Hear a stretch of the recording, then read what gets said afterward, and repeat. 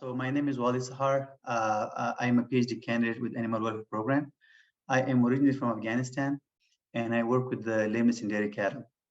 And today I will briefly tell you about lameness. So if you look into this graph, so on the y-axis here, we see lameness prevalence. And then on the x-axis, we see multiple studies conducted from 1990s all the way up to 2020 about lameness. And then if you see a Canadian flag under bars, these are the studies that are done in Canada. So if you look at the lameness here in this graph, we see that we haven't really improved in terms of lameness from 1990s all the way up to 2020. So in the past 30 years of research, we haven't actually really improved.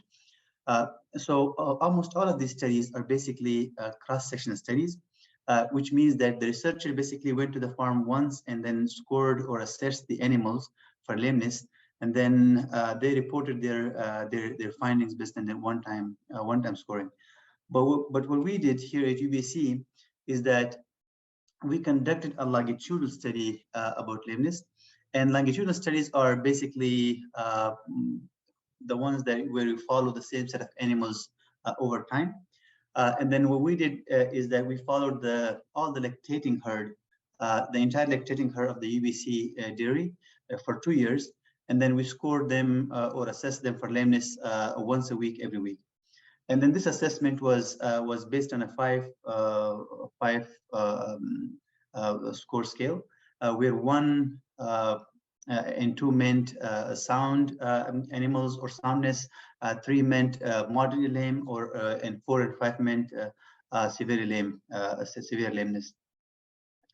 So what we did is then from this big, huge data set that we collected, we basically looked at a subset of 282 fresh cows, where from the time when they basically calved and entered the lactating herd up to the 12 weeks in lactation.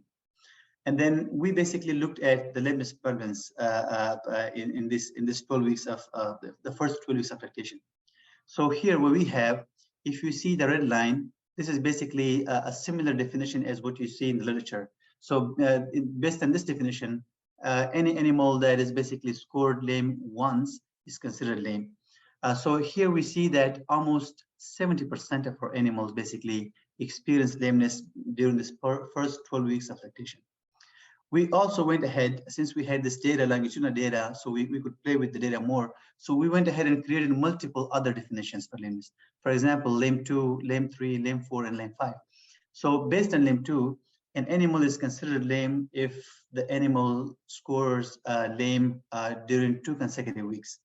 And lame 3 and lame 4 and lame 5, the animals are considered lame if they score lame in 2, 3, in 3, 4, and 5 consecutive weeks, respectively. So even to apply the most stringent definition for lameness, we still have like lame 5. We still saw like about 25% of our animals experiencing lameness during the first 12 weeks of lactation.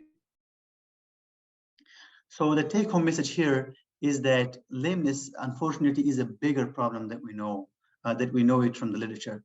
So in the literature, what we see is that lameness is anywhere from 20% to 40% in our herds.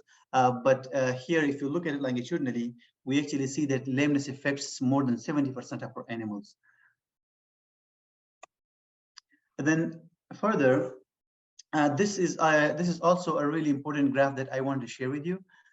This basically shows the probability of a cow to further remain lame for an additional week. So here what you see on the y-axis is the probability, and on the x-axis what you see is consecutive weeks lame. So this first graph here is about first parity cows or primiparous cows.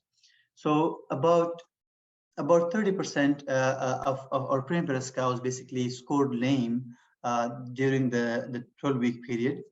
And then of those who scored lame once, basically there's about 60% probability for them to continue to remain lame for the next consecutive week or for the second consecutive week.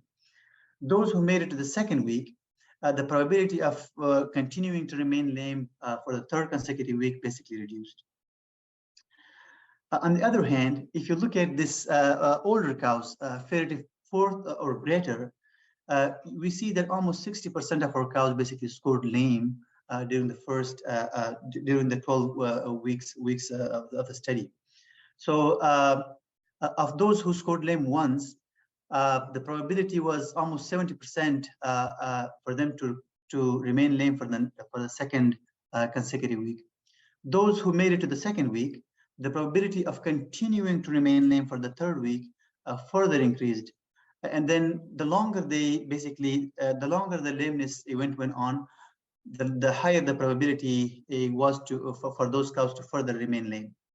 So the take-home message from this graph is that our younger animals, in this case primiparous cows, basically when they become lame, they do recover quickly from that lameness, at least most of them. But for our older cows, let's say fertility fourth and greater, once they become lame, actually the probability of them remaining lame is higher and higher, and it seems like there's almost no point for them to return back to recover. Thank you very much for your attention. That's all from me today.